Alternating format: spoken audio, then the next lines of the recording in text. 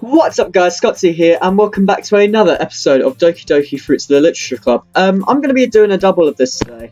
The only reason for that is my PlayStation currently is turned off and I would need a long time to record, and I forgot to record today. So, I'm sorry about that guys. So I'm recording this now, and I'll be recording a second one to this, hopefully, if there is actually enough content left of this. Maybe we'll get it done, eh? Also, I do hope that you guys can hear me better. Apparently last episode, the music was a bit loud and covered up my voice. So, well, yeah, I changed the music volume, I've put it right down. So hopefully you guys can hear me better. I mean, put it up a little bit. There we go. I think that's about perfect, really, because I've got it full volume on my headset right now, so I think I should be okay now. So I'm going to jump right in. I just want to say before I start, if you haven't subscribed already to this channel, then by all means subscribe, ring the bell, leave a like, leave a comment saying what you want to see from the channel. I have got a few plans for the channel, a few more games I've got to play. But they are all detailed in the About section of the channel. So I'm going to jump right on in. Waking up this morning was as difficult as ever. Last night really kept me up late. I shrugged the exhaustion from my system and go into my living room. Yuri texted me before I even woke up. She basically thanked me for helping her last night and that she will text me later today. With some free time before me, I decided to work on some homework. I retrieved my backpack, spread some of the work across a nearby coffee table. While working, I think back to what happened last night between Yuri and I. It's good that I found out about this. I can't fully understand why she cuts herself, because normally I would hear something like that for depression. But what she explained was that she gets too overwhelmed by emotion and nervousness.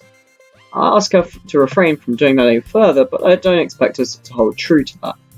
You can't just ask someone to stop cutting.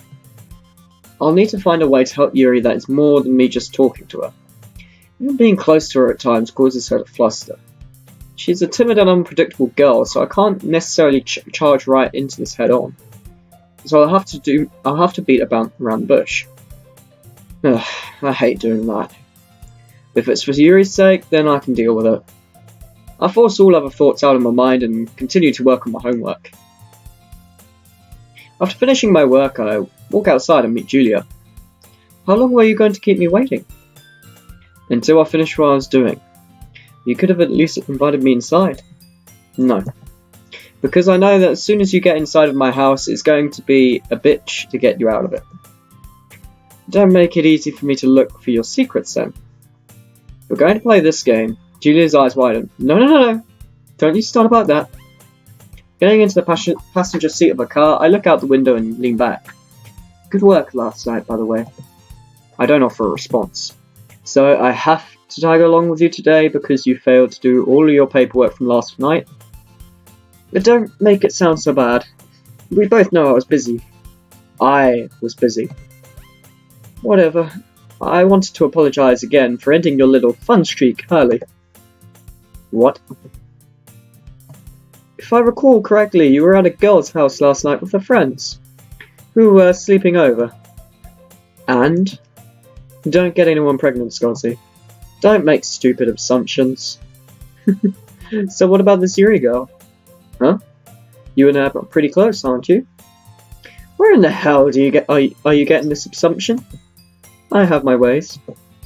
You have your way around everything, woman. Next thing I know, you'll probably know the clothes I'm going to be wearing tomorrow. You're going to let me pick your outfits now? Oh, how cute. Dear God, no. You still haven't answered my question, Mr. Smartmouth. Yuri and I aren't anything special, Julia. Julia peers at me from a driver's seat window and smiles. You're adorable when you lie. I'm just saying, however far you take it with this girl, make sure to take the right precautions. You know what I mean, right? Of course I do. I'm aware of the limitations that come with my job. Julia smirks and shifts the car into drive, turning her attention to the road. Buckle up, we have shit to do.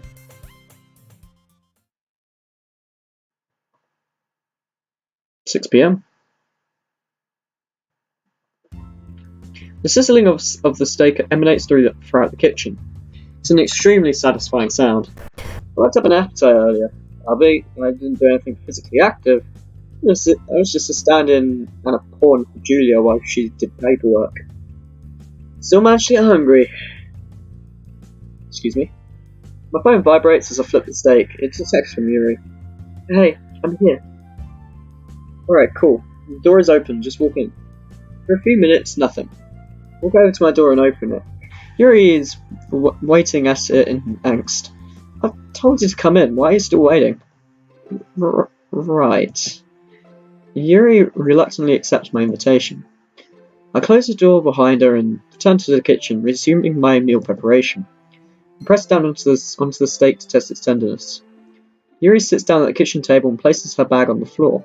It's the same tan cloth bag she brought over last time. So, you're cooking steak? Not that I was staring or anything. Yeah, I am. Point to a plate on the counter next to me. This one is mine. The one I'm currently cooking is yours. You're making me food too? You didn't need to do that. I had an extra, so I assumed why not. Yuri turns away, her face flush. How do you like your meat? Medium rare. I almost blurt out. Oh, so a little bloody, huh? But for obvious reasons I don't. But for obvious reasons I stop myself. Same as me. Yuri tries to reach into her bag a few times, but whenever I look over at her she recoils. What are you hiding in your bag, Yuri? Nothing. I just brought something that would be nice. What is it? Yuri hesitantly reaches into her bag and pulls out a labelled bottle of expensive-looking wine. I hope this is okay. Her eyes meet mine with a hint of desperation. Yeah, that's fine. Really? You're actually okay with it? It caught me off guard at first, but at least it wasn't anything to do too bad like a gun or a knife. You're more accepting than most. Huh? There was one time I brought this bottle to the literature club. I thought it would make a great compliment for reading our books. But the other girls weren't so okay with it. I mean, I can understand why. Yeah, you think? Reach into one of my cupboards and pull out 2 glasses and slide them over to Yuri. After you pour yourself a glass, pour me some too. Okay. Yuri lights up and emits a suddenly cheerful and joyous demeanour. I know for a fact that if Julia comes by tonight and finds I have been inebriated slightly, I'm going to have my ass kicked. But I can care less. She's off getting drunk herself tonight. Plus, it would make a nice pair of our meal. Ow. My watch is sticking into my hand. And it will also be humorous to see Yuri kind of drunk too. Finish cooking and plating both of our meals and sit down next to Yuri. Yuri has already begun to sip away at her glass of wine while she quietly reads. Here you are. Thank you. Yuri and I begin to eat, sparking up some small talk here and there. The wine Yuri brought was, as I thought, a rather expensive red wine from over 2 decades ago.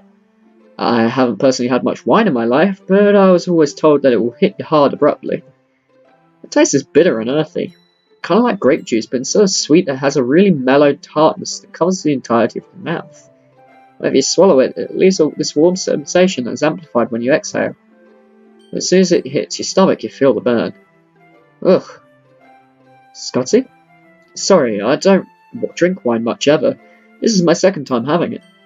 Oh, do you not like the flavour? If you can call that flavour. But it is fine. I can see the class in it. Alright then. Yuri smiles at my silent struggle. You act like you drink wine regularly. Not at all. This is actually my first time drinking it. What? How are you not cringing at this stuff?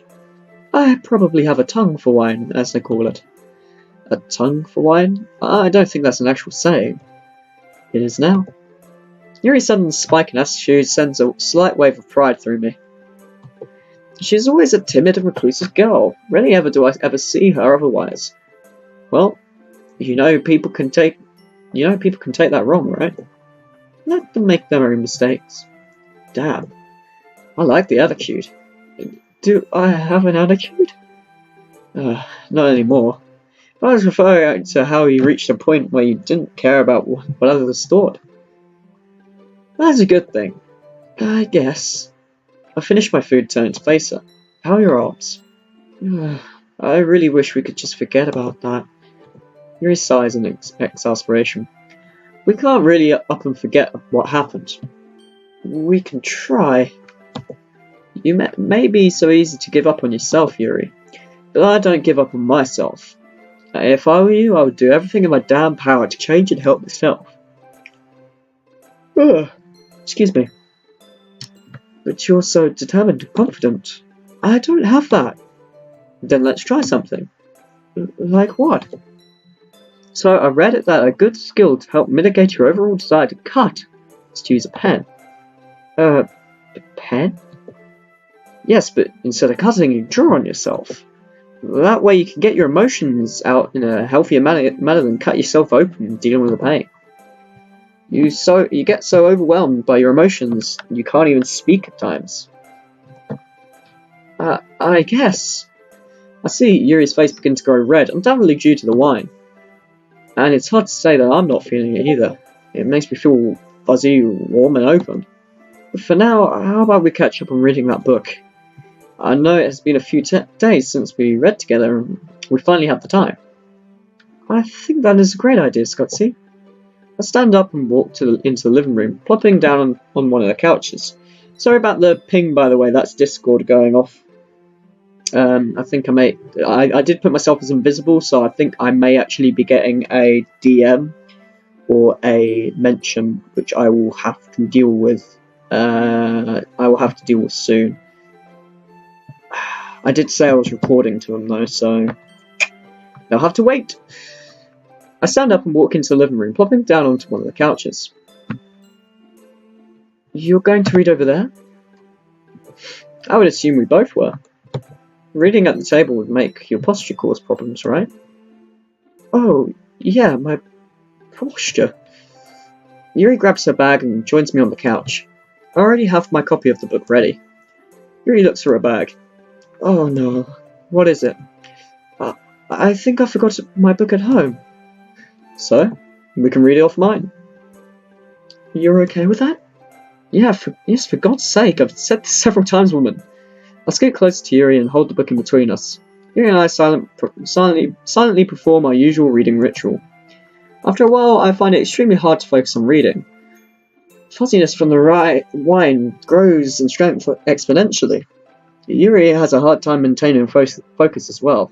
I decide to close the book after inserting a little mark to help us remember our page. As I place the book down on the couch next to my lap, Yuri turns to me as if she has something to confess. Scotsy, there is something that the girls have been pushing me to say to you. And it's something I've wanted to say as well, but I was too hesitant to. What is it? Yuri turns away and struggles to face me. Listen, I'm not going to sit here all night and wait for you to say something that is most likely not that big of a deal. It's not that easy to say. I lean my head back and look up at the ceiling. Yuri takes a deep breath and sits up straight. Oh, Scotsy, I have feelings for you. And I was wondering if I could be your boyfriend or something? Yes. I take a second to allow myself to take this in. To be completely honest, I didn't expect this from Yuri. I was expecting her to say something much different. Well, I might as well respond to this now.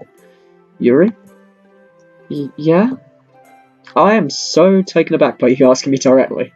I never really assumed that you would say that to me. But since you were so honest and blunt, I should be as well.